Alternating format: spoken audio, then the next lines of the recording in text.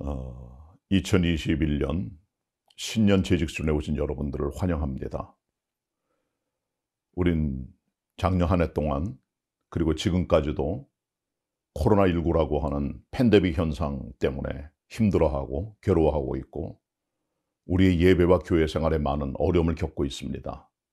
이 같은 시대에 우리 재직들이 알아야 될 코로나19에 관련된 어떤 경건의 시간이라든가 또 예배라든가 또 신앙의 의미에 대해서 함께 말씀을 나누려고 합니다. 우리가 성경을 보면 코로나19라고 하는 것은 전염병의 어떤 모습으로 우리가 이제 알 수가 있는데요.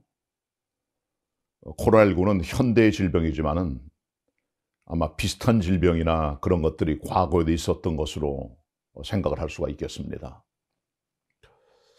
근데 우리가 일반적으로 지금 알고 있는 코로나19라고 하는 것 같은 것들은 자연재해로만 알고 있습니다.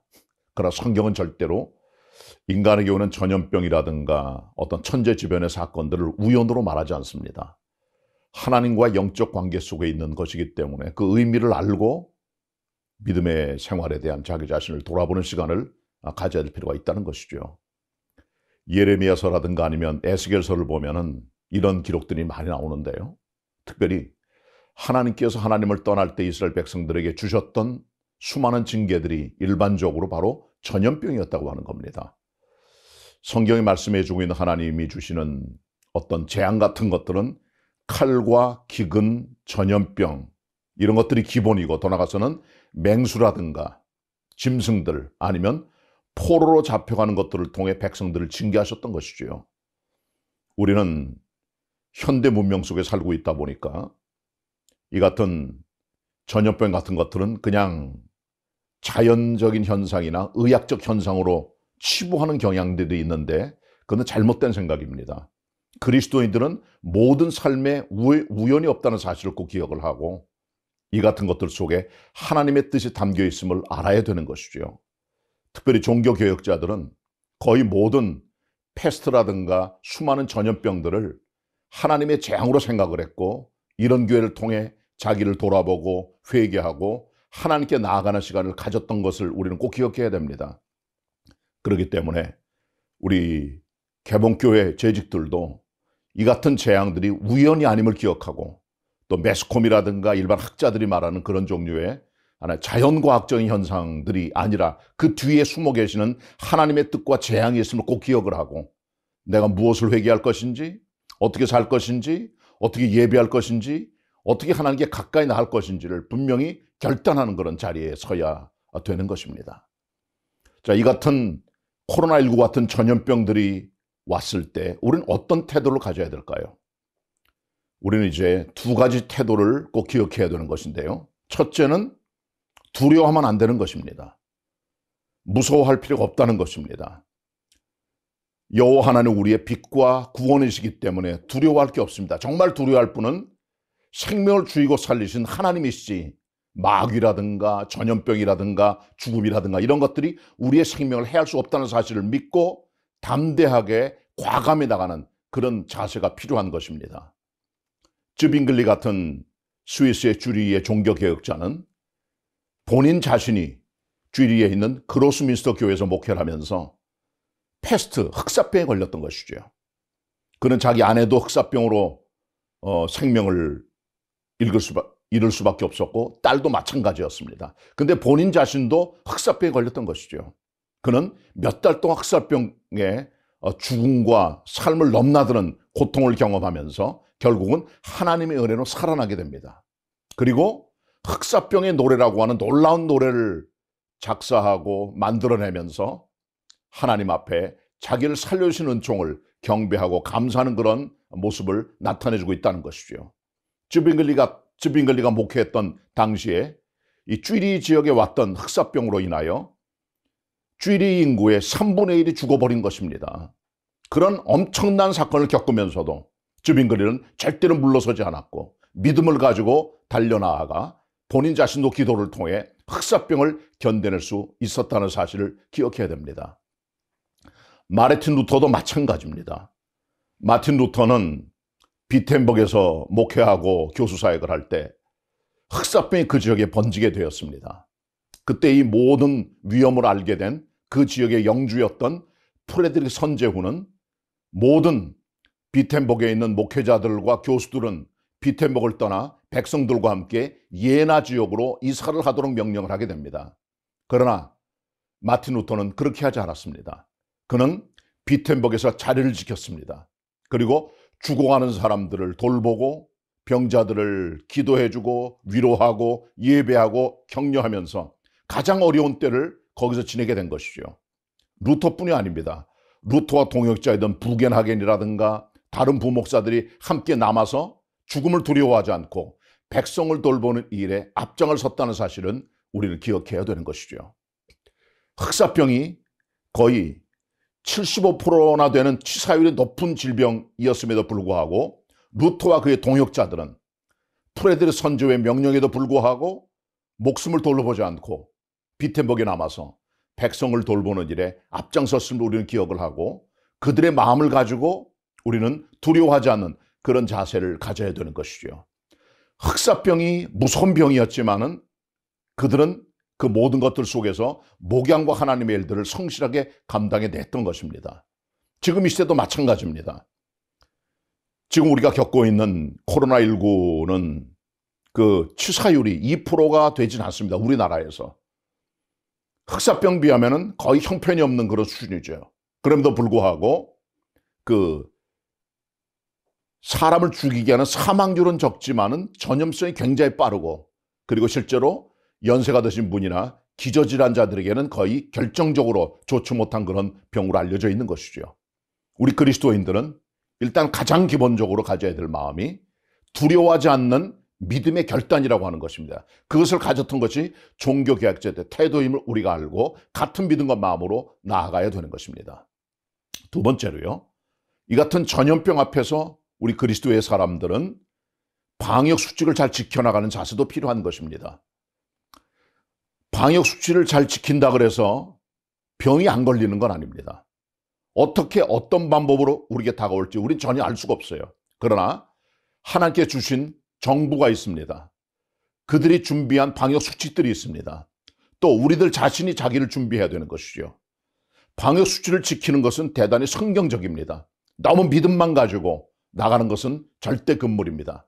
성경에도 보면 문둥병자들은 진 밖에 나가 살도록 했습니다. 왜? 전염병이기 때문에 전염성이 있는 것이면 그런 것이죠.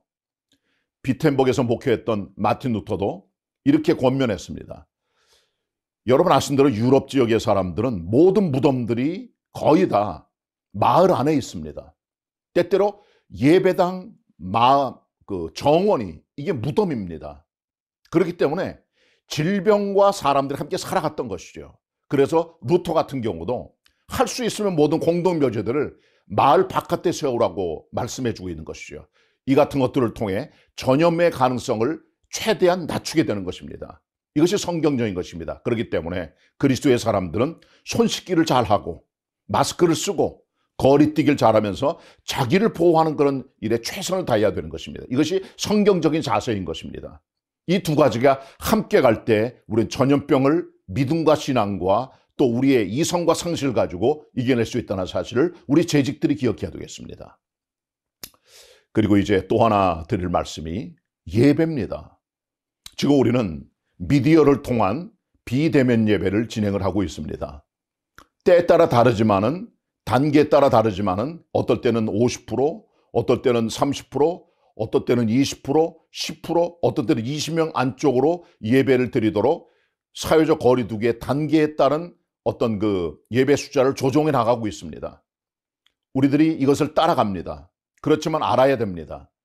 여기 너무 길들여지게 되면은 우리의 믿음을 다 잃어버리게 되는 것이죠. 비대면 온라인으로 드리는 예배는 임시적인 것입니다. 제한적인 것입니다. 그리고 이 같은 미디어들은 보조적인 수단인 것이죠. 하나님께서는 우리 그리스도의 사람들을 직접 현장에서 만나시고 목회자와 성도들이 성도 간에 서로 교제하면서 함께 얼굴을 대고 만나기를 원하시는 것입니다. 사도행전 2장에 보시면은 초대교회 성도들이 3,000명이 그리스도의 제자가 되어 모였을 때 함께 떡을 떼고 사도의 가르침을 받고 함께 기도하고 찬미하고 함께 물건을 통용하며 나아갔다고 말씀해 주고 있는 것이죠. 이것은 모두 다 대면 속에서 벌어지는 사건인 것입니다.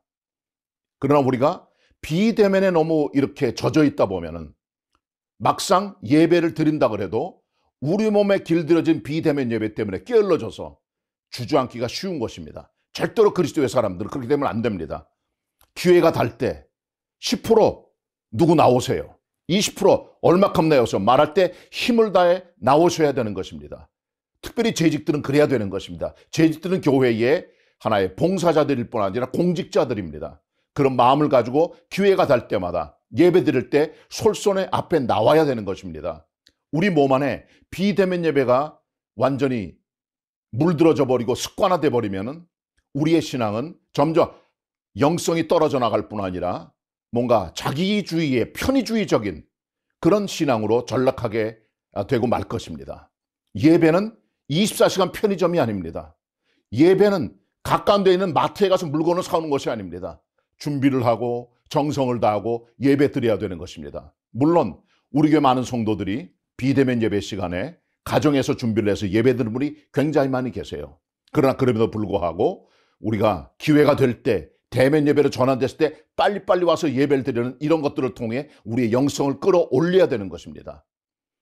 뿐만 아니라 비대면 예배 시대이기 때문에 이 같은 때에 교회 자주 올 수 없으므로 가정에서 말씀 읽기에 힘을 쓰고 성경 필사라든가 정기적인 기도 시간이라든가 하나님과의 경건의 교제를 갖는 시간을 절대로 우리가 놓치지 말고 여기에 힘을 쓰고 진력해야 되는 것을 잊지 말아야 되는 것입니다. 사랑하시는 모든 재직 여러분, 코로나19는 자연재해나 과학적인 것으로 이해되는 것은 절대로 아닙니다. 그것은 인간들이 만들어낸 어떤 그 도구들인 것이죠. 코로나19는 하나님의 재앙입니다. 우리 이런 것들을 알고 더 이럴 때일수록 기도해 나가고 하나님 앞에 가서 엎드리고 하나님과 동의하는 삶을 살아야 되는 것이죠. 아무쪼록 힘든 때를 잘 견디고 이겨내면서 승리할 수 있는 모든 재직들이 되시기를 바랍니다. 재직 수련회 오신 것을 환영하면서 끝까지 여러분께서 시청해 주시기를 바랍니다. 대단히 고맙습니다. 승리하시길 바랍니다. 축복합니다.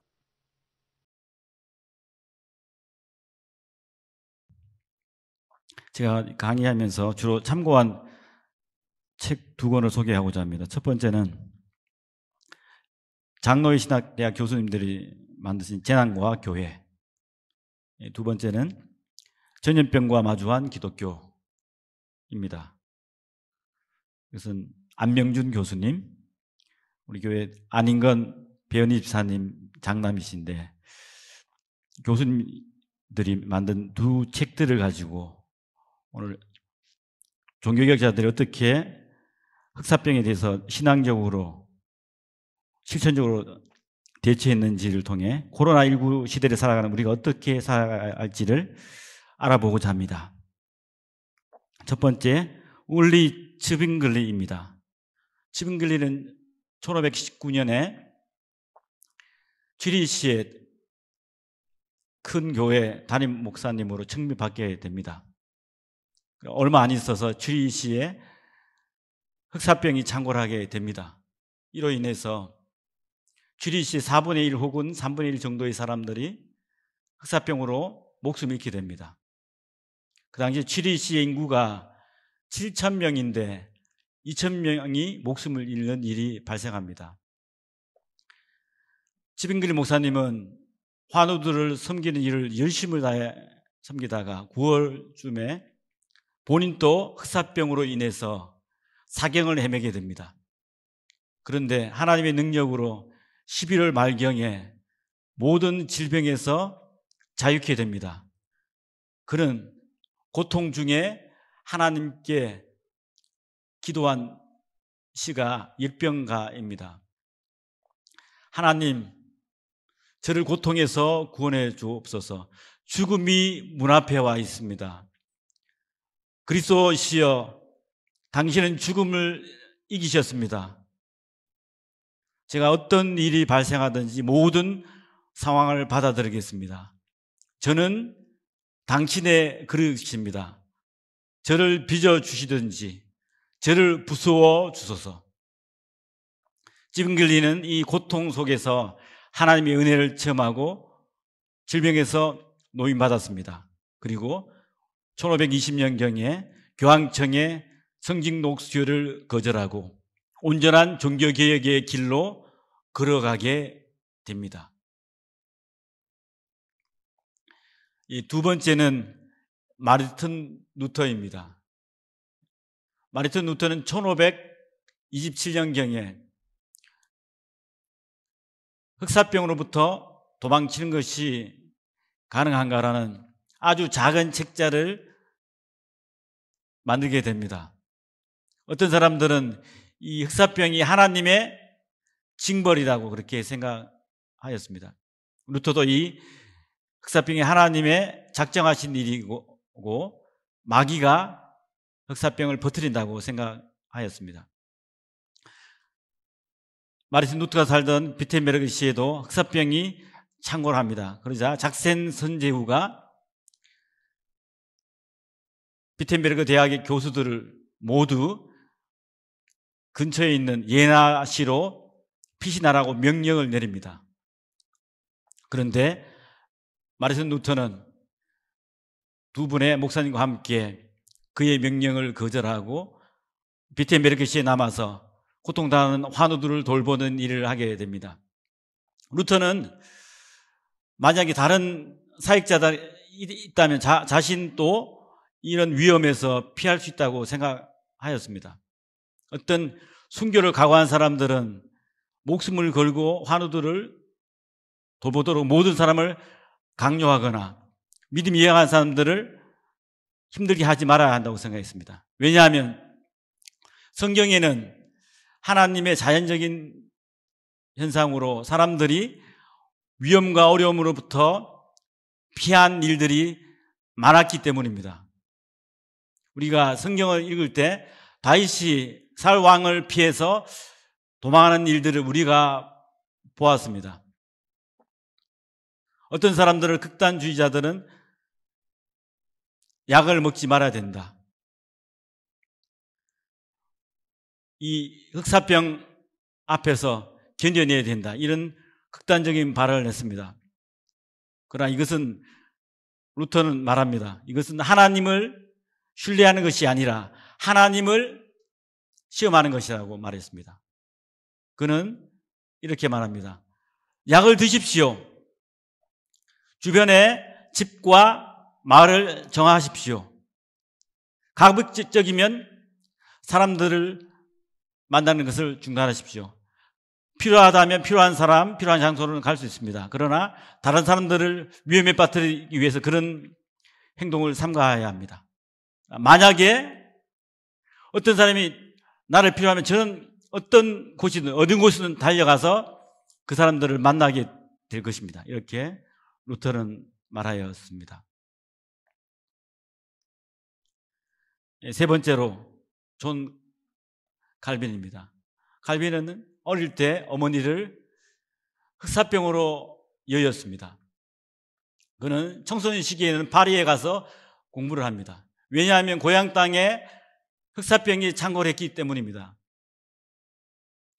그는 1542년에 제네바시에서 아주 중요한 위치에 올라서게 됩니다. 그런데 그 도시에도 흑사병이 창궐하게 됩니다. 이로 인해서 많은 사람이 흑사병을 돌보는 일을 주저할 때 피에르라는 목사님이, 아주 젊은 목사님이 자기도 흑사병으로 고통당하는 사람들을 돌보는 일을 자원합니다. 그리고 깔뱅도 자기도 그런 일을 자원하니까 시의회에서 말립니다. 왜냐하면 깔뱅은 제네바시에서 아주 중요한 인물이었기 때문입니다.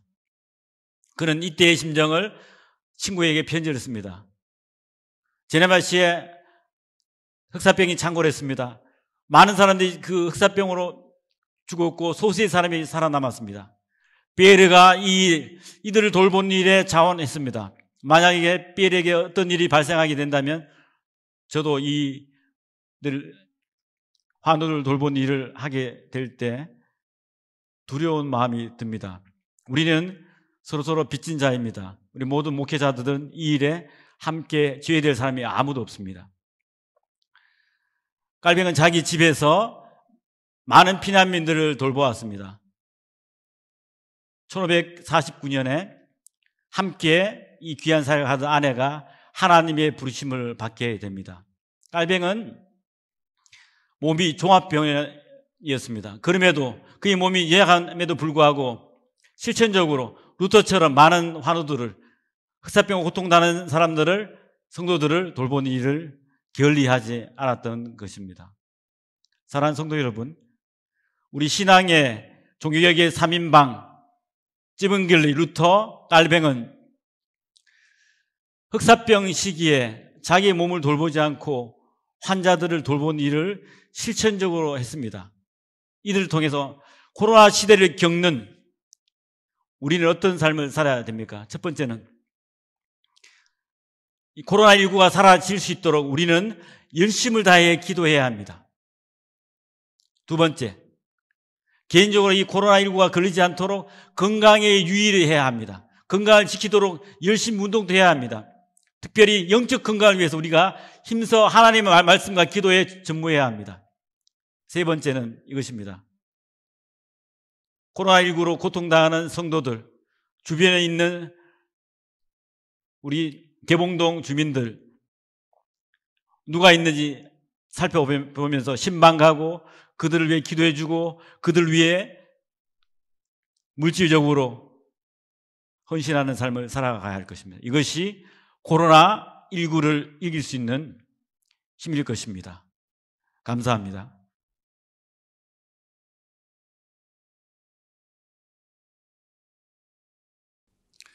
네, 세 번째 강의를 맡은 이 교구를 담당하는 한충훈 목사입니다. 네, 세 번째 강의의 주제는 코로나19 시대의 개인 경건 생활입니다. 이 갑자기 나타난 코로나19 바이러스는 우리의 일상을 완전히 또 바꾸어 놓았습니다. 일단 제대로 모일 수 없는 또 상황이 되어버렸고요. 모여서는 안 되는 상황이 또 여러 사람들과 함께하는 것이 부담스럽고 또 위험한 상황이 되었습니다.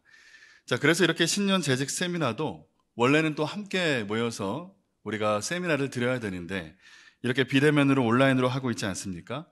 함께 모여서 또 인사를 나누면서 또 안부도 묻고 또 얼굴을 보면서 눈을 마주치면서 말씀을 나눠야 하는데 또 아무도 없고 카메라만 보고 이야기하는 또 이러한 상황이 저는 아직도 또 적응이 잘 되지 않습니다. 이러한 변화는 바이러스 전염을 막기 위한 사람들의 접촉을 최소화하는 과정에서 또 났습니다. 그리고 이런 과정에서 새로운 신조어가 생겨났는데 바로 이 언택트라는 말입니다. 네, 이 말은 접촉하다라는 의미의 이 컨택트와 이 부정의 뜻의 언이 결합해서 만들어진 말인데 한마디로 직접적인 대면 접촉은 피한다는 뜻입니다. 언택트, 접촉하지 않는다. 그러니까 서로 접촉을 하지 않는 않을 수 없는 그런 상황에서 직접적인 어떤 대면 접촉 없이 다른 방법으로 접촉을 이어가는 것을 또 말합니다. 언택트. 우리는 이 코로나19의 시대에 또 언택트 시대를 우리는 지금 살고 또 있습니다. 이런 언택트의 구체적인 예로 또 이런 것들이 있습니다. 일단 우리의 또한 소비와 유통에서의 언택트인데요. 또 시장이나 또 마트에 가지 않고 집에서 식재료를 또 배송받고 또 심지어 음식이나 커피까지 배달시켜 먹는 것을 말합니다. 과거에는 가끔 또 일어났던 일들이 그리고 가끔 선택적으로 일어났던 일들이 지금은 이제 필수적인 일상이 또 되어버렸습니다. 그리고 다음으로는 문화생활의 언택트입니다. 우리가 거리두기가 일상화되면서 또 극장이나 또 공연장이나 그리고 전시장 같은 곳을 찾지 않고 집에서 이제 문화생활을 우리가 즐기는 것이죠. 그리고 교육의 언택트입니다. 학생들이 등교하지 못하게 되면서 교실에서 하는 대면 수업 대신에 집에서 온라인으로 수업을 듣는 것을 또 말합니다. 자, 우리는 이렇게 불과 1년 전까지만 해도 상상도 하지 못했던 그러한 또한 변화를 또 겪고 있습니다. 이제 우리도 모르는 사이에 소위 비대면 시대, 언택트 시대를 맞게 된 것이죠. 우리가 원하든지 원하지 않든지 우리는 언택트 시대를 살아갈 수밖에 없게 된 것입니다. 그리고 이런 언택트 시대에 신앙생활에도 많은 변화가 일어나고 있습니다. 그 중에서 가장 큰 변화가 무엇이냐면 바로 예배입니다.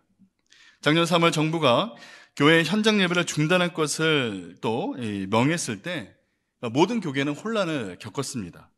예배는 생명과 같은 것인데 어떻게 예배를 중단할 수가 있는가? 우리는 죽어도 교회 현장 예배를 포기할 수 없다고 저항한 교회도 있었고요. 반면에 온라인 예배도 현장 예배와 똑같은 예배이기 때문에 아무런 문제가 없고 오히려 적극적으로 온라인 예배를 드려야 한다고 주장한 사람들도 있었습니다. 대체로 많은 교회는 현장 예배를 드릴 수 없는 또한 상황에서 온라인 예배를 정식 예배로 인정해 본 일도 없고 실제로 온라인 예배를 드려보지도 않았고 또 많은 교회에서 온라인 예배를 드릴 수 있는 준비가 되지 않았기 때문에 그래서 초창기에는 많은 교회들이 당황하며 허둥거린 일이 있었습니다.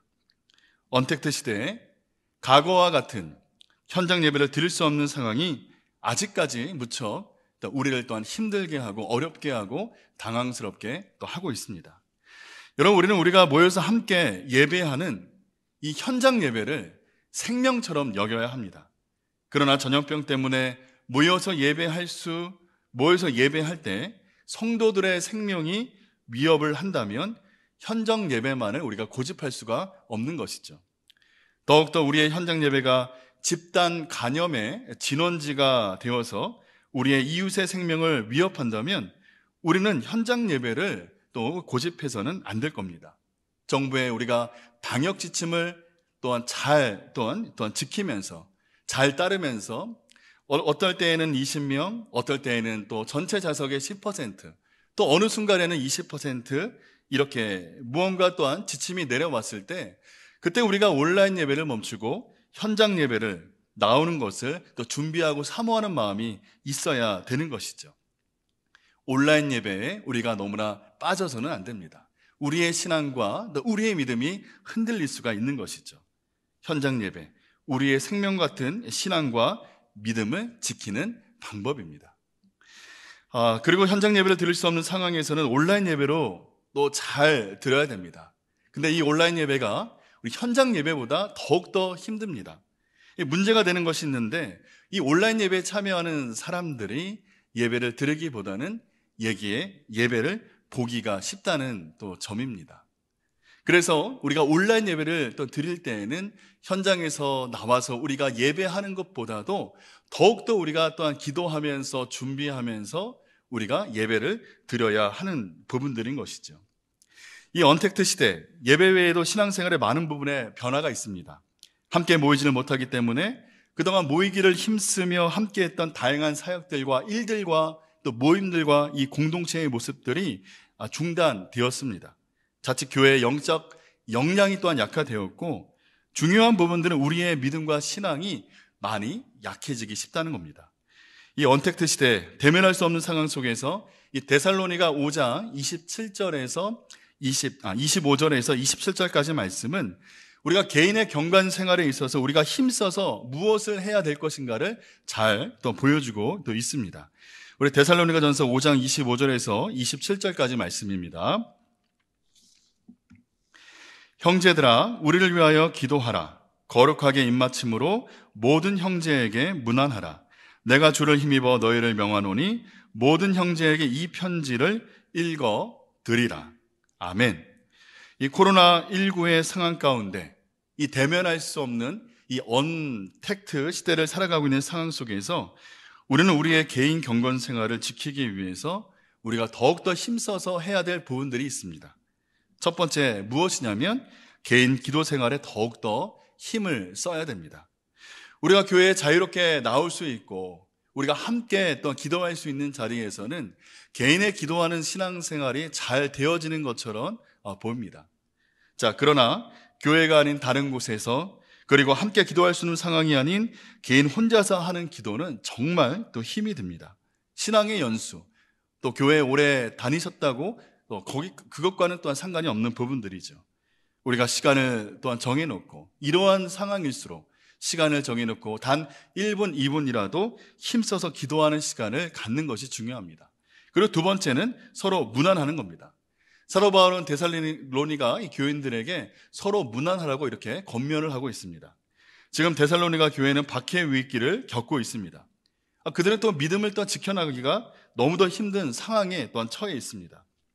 사도 바울은 교우들이 서로 무난하면서 격려하고 또 위로하고 함께 믿음을 지켜나가라고 권면하고 있는 것이죠. 우리가 코로나19 상황 속에서 우리가 또한 대면하여 우리가 볼 수 없는 상황 가운데 우리가 다행스러운 것은 오늘날 예전보다도 다양한 방법으로 서로 간의 문안을 또 이렇게 문안하는 방법을 가지고 있다는 겁니다.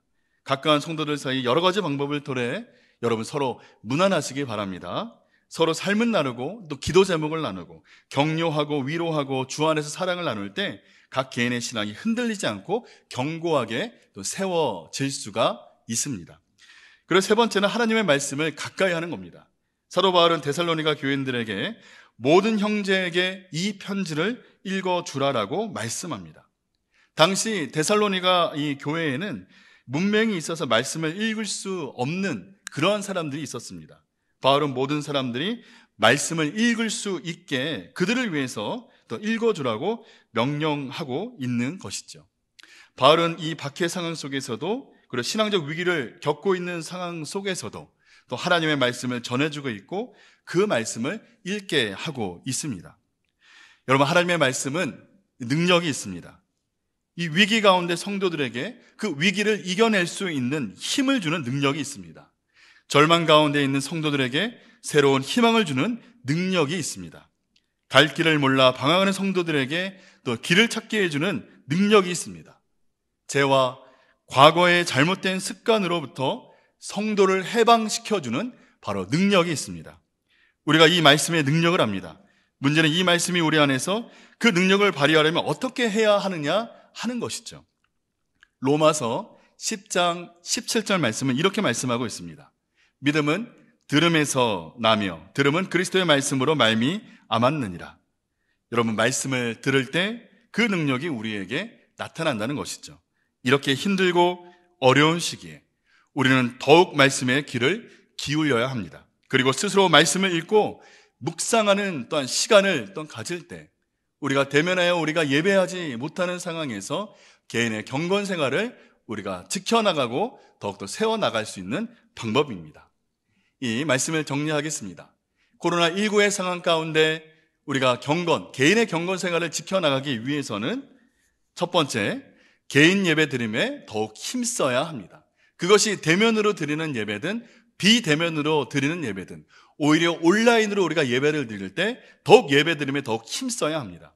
두 번째는 기도 생활에 더욱 힘써야 합니다.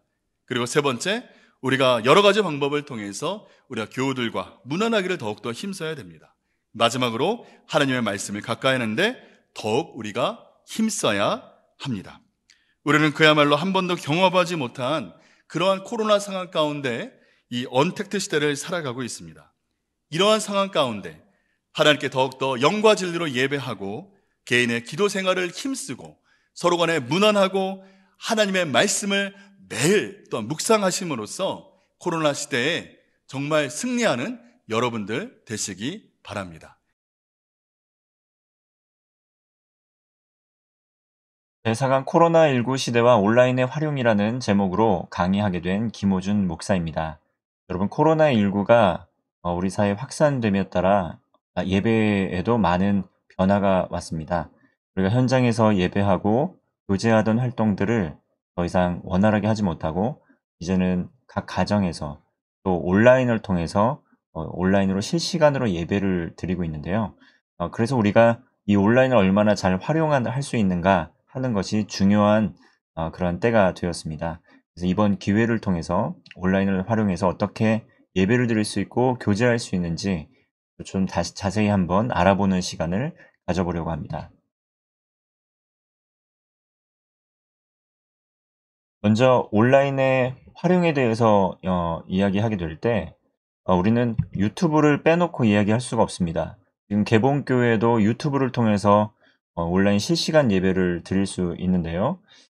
이 온라인 예배를 드리기 위해서는 우리는 먼저 몇 시에 어떻게 접속을 해야 되는지 그것을 잘 알아야 됩니다. 근데 동일합니다. 일부 7시 반부터 시작되는 4부까지 예배가 유튜브를 통해서 실시간으로 생중계되고 있습니다. 현장에서 하는 예배가 실시간으로 온라인으로 유튜브로 송출이 되고 있습니다. 특별히 1부부터 3부까지는 온 성도들이 모여서 드리는 온라인으로 드리는 예배이고, 4부 예배는 채널이 좀 다릅니다. 개봉교회 청년부 채널을 통해서 청년부 청년 중심의 예배를 들으실 수가 있습니다.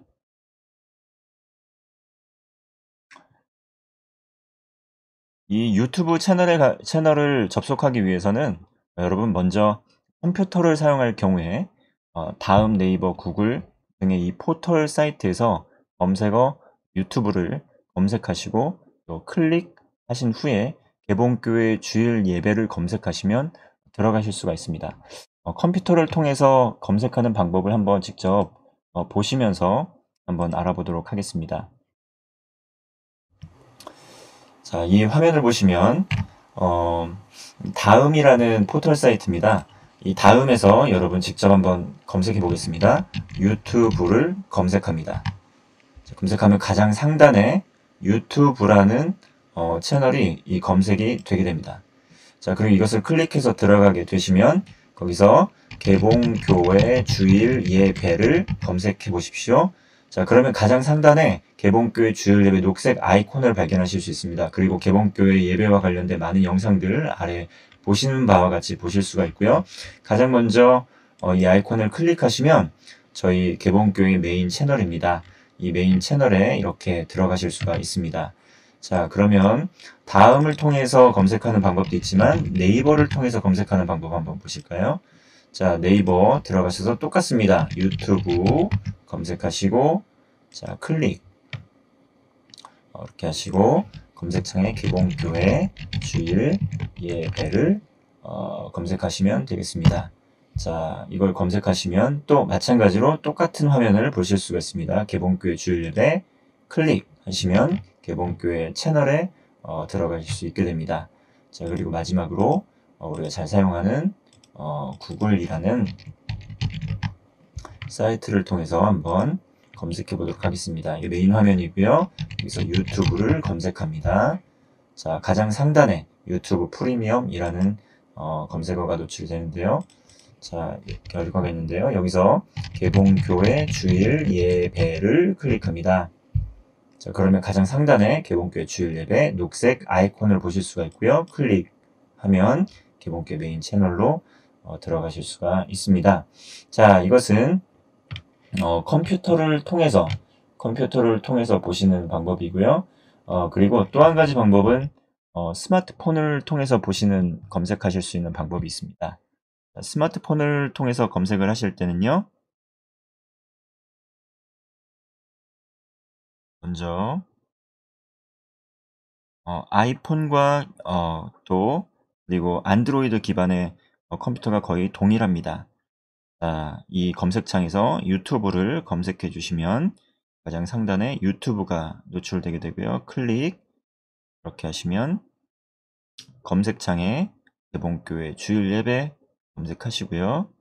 그러면 가장 상단에 개봉교회 주일 예배가 있습니다. 클릭해서 들어가시면 보시는 바와 같이 이렇게 여러 다양한 화면을 확인하실 수가 있습니다. 자, 이렇게 스마트폰을 통해서 우리 한번 개봉교회 채널에 들어가는 방법도 알아보았습니다. 다양하게 있는데요. 동영상 재생 목록, 또 채널 이렇게 서칭해 보시면서 여러 가지 정보들을 볼 수가 있습니다. 먼저 컴퓨터 화면으로 다시 한번 보도록 하겠습니다. 자세히 한번 살펴볼까요? 지금 가장 상단에 보시면 개봉교회 성전 건축 영상이 노출되고 있는데요. 보통 실시간 예배가 송출될 경우에 실시간 예배가 가장 상단에 뜨게 됩니다. 그리고 그 다음으로 목록입니다. 특별 영상, 주일 예배 이렇게 있는데요. 특별 영상은 말 그대로 특별 영상이죠. 교육 세미나나 여러 가지 특별한 영상들, 지난번에 캐롤의 밤이나 크리스마스 댄스와 같은 영상들 많은 분들이 시청해 주셨는데요. 특별한 영상들이 업로드되게 됩니다. 그리고 주일 예배 란에서는 매 주일 예배, 실시간 예배 후에 예배 영상을 주일 예배란에 업로드 해드리고 있습니다. 그래서 실시간 예배를 드리지 못한 성도님들을 위해서 업로드하고 있습니다. 말씀의 은혜 누리실 수가 있고요. 지나간 말씀들 지난 주일 예배로 따로 분류해 놓았습니다. 이 란에서 지난 주일 예배 말씀 들으실 수가 있습니다. 자, 수요 예배도 여러분 들으실 수 있는데요. 수요 예배도 실시간으로 예배가 드려질 경우에는 가장 상단에 노출이 되고요. 그리고 지나간 수요 예배는 수요 예배 란에 가장 최신 순으로 업로드되고 있습니다. 특별 예배란에는 송구영신 예배 또는 각각 가진 특별한 예배들이 업로드되고 있고, 그리고 개봉교회에서 운영하고 있는 추천 채널을 하단에 링크를 걸어 놓았습니다. 이걸 통해서 또 이 채널에도 직접 들어가실 수가 있습니다. 여러분 구독과 알람 설정을 하시면요. 이 구독과 알람 설정을 하시면 특별히 구독과 알람 설정을 하시면 새로운 영상이 업로드될 때마다 그 소식을 받아보실 수가 있습니다. 구독과 알람은 유튜브에 가입한 분들만 하실 수 있기 때문에 유튜브에 가입을 하셔야 될 것 같습니다. 그리고 TV에 연결해서 스마트폰으로 이 컴퓨터 화면은 그나마 크지만 스마트폰으로 예배를 드리실 때 화면이 너무 작아서 답답하다 하시는 분들이 있을 수 있습니다. 그래서 TV 연결 후에 큰 화면으로 유튜브를 시청할 수 있는 방법이 있는데요. 먼저는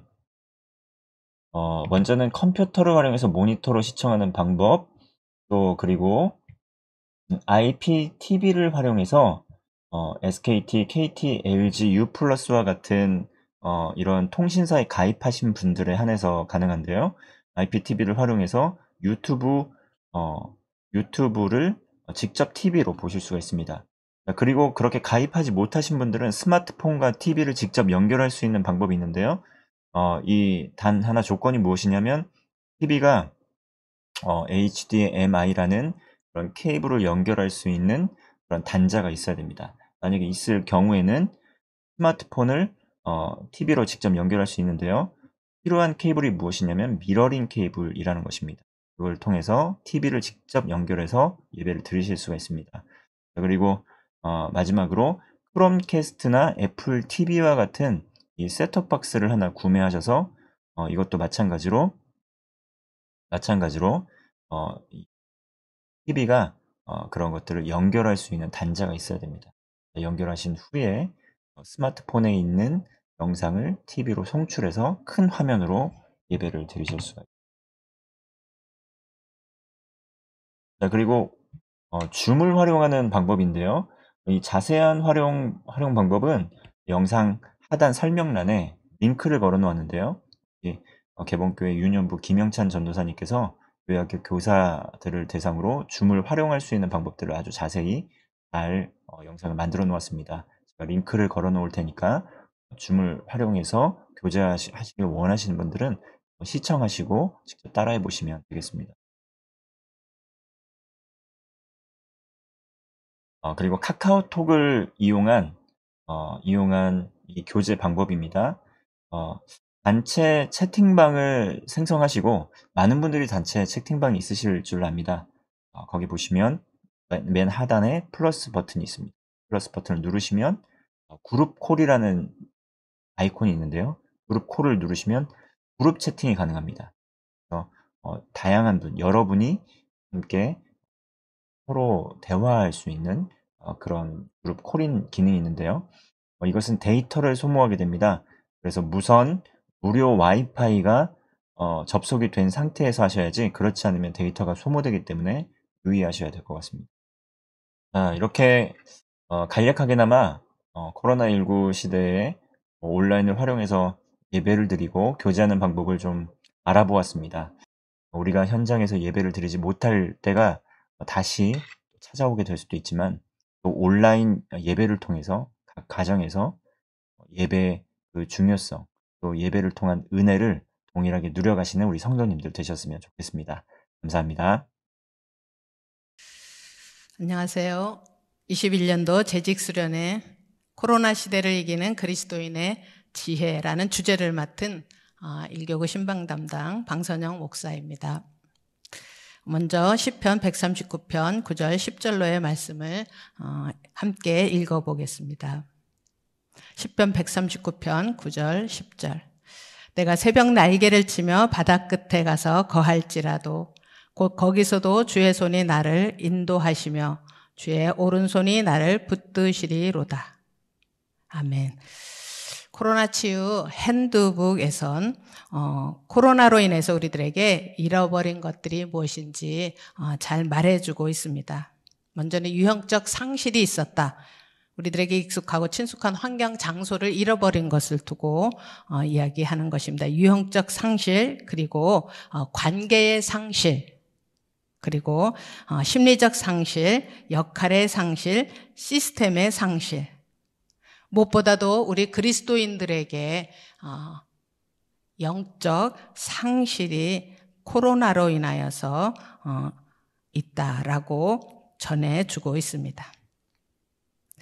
우리들이 힘있게 능력있게 나아가야 될 그러한 우리의 내적 상태의 불안과 초조, 두려움, 이러한 것들로 대치되어서 우리의 영적 상실이 온 것에 대한 이야기입니다. 그럼에도 불구하고 바다 끝에 거해도 거기 함께 하시는 하나님이심을 붙든다면, 그렇다면 코로나19 능히 이겨낼 수 있으리라 믿습니다. 그래서 우리는 이러한 정함을 갖기를 원합니다. 코로나19 이후 다시 시작하지 않고 새롭게 시작하는 삶이 되겠다. 코로나19 이후 이제 우리들이 자유로워졌을 때 다시 시작하지 않고 새롭게 시작하는 그러한 삶이 생활이 되겠다라는 정함.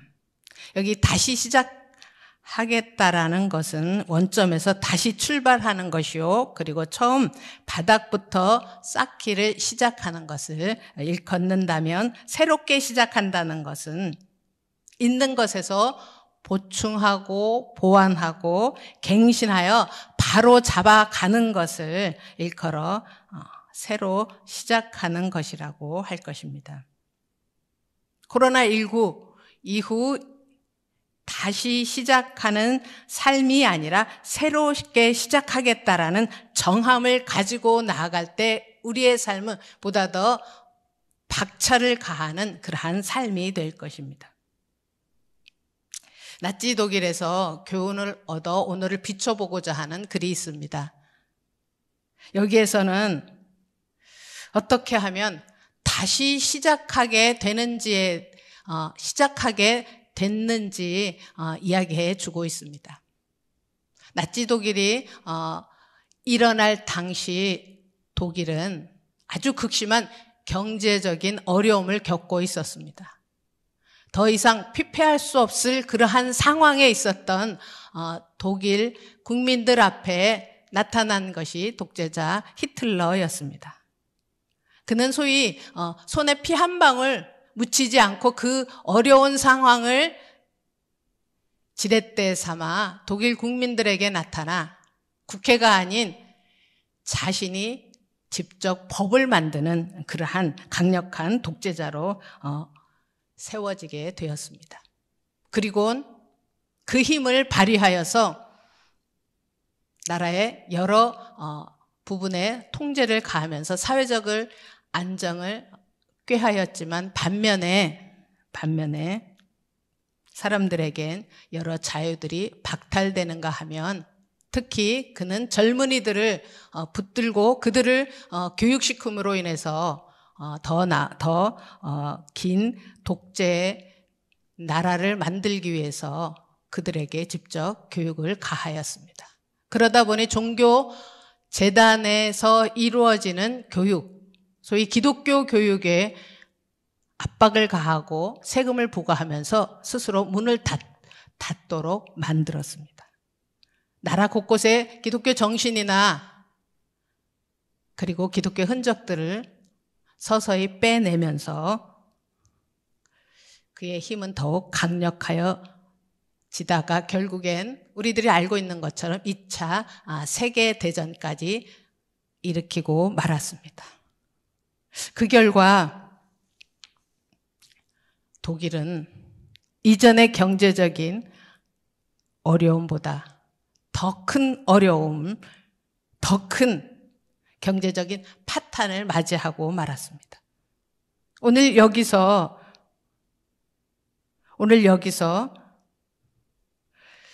다시 시작하는 이스라엘, 독일 국민들을 보면서 어떻게 하면 다시 시작하게 되는지에 대해서 우리에게 교훈해 주고 있습니다. 이 책의 제목이 그래서 국가가 하나님을 잊을 때입니다. 국가가 하나님을 잊을 때 무엇을 하든지 어디에 있든지 어떤 삶을 살든지 우리 개인들 역시 다시 시작하는 삶을 살게 된다는 그러한 교훈을 주고 있습니다. 성경 역사 속에서 이스라엘 백성들에게 가장 큰 변환점이 있다면 바벨론 포로기일 것입니다. 바벨론 포로기 이후 이스라엘 백성들은 하나님 중심으로 더욱 견고해졌고 소위 우상이었던 오직 성전에서 이것은 회당이라는 예배로 교육으로 바뀌어지면서 앞으로의 교회 예배의 문을 열어 놓았습니다. 다시 시작한 것이 아니라 새롭게 시작한 예라고 할 수가 있습니다.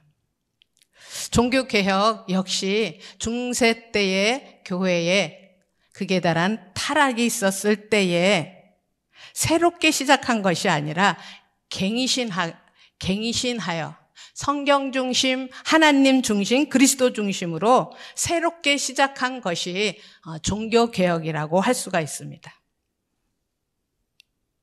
코로나19 시대는 성경에서 바울을 통하여 말씀하신 것처럼 우리에게 육체의 기회가 될 수 있습니다.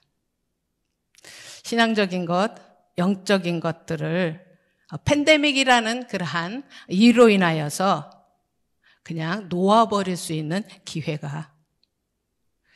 그러기에 영적 매뉴얼을 가짐으로 비록 코로나 시대에도 그리스도인으로서 지혜롭게 사는 모두가 되시기 바랍니다.